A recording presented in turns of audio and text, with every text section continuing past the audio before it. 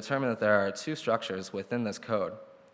And you can see that if you follow this into the subfunctions even, it determines all later references within the code into that allocated structure.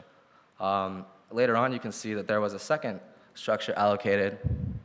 I hope that's kind of visible in the audience, but there's a second structure here that was allocated, and it's passing values between the first structure and the second structure. And then finally, within the IDA database itself, of course, now this exists as a new structure.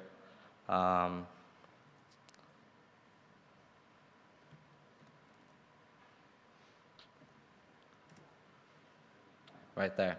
And it's determined that, in fact, one of these elements here was a word-sized value as opposed to a D word. And if we look at the code, I can pull this up real quick.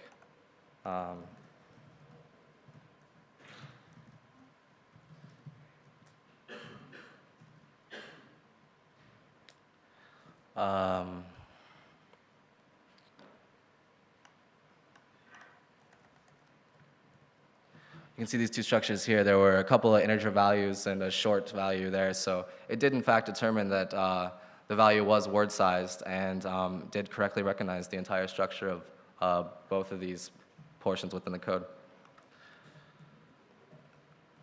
So bringing this to a close, the ability to identify arbitrary structures should really speed up binary analysis and software reversing in all areas, whether you be doing something for compatibility purposes or for vulnerability research purposes.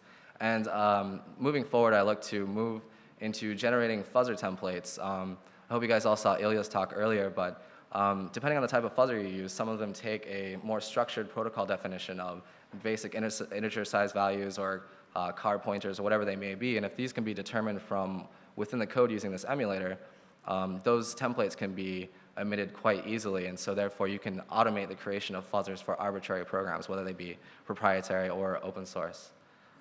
And that's pretty much what I have for you. Are there any questions?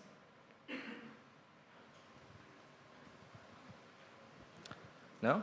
Okay. Thank you for coming.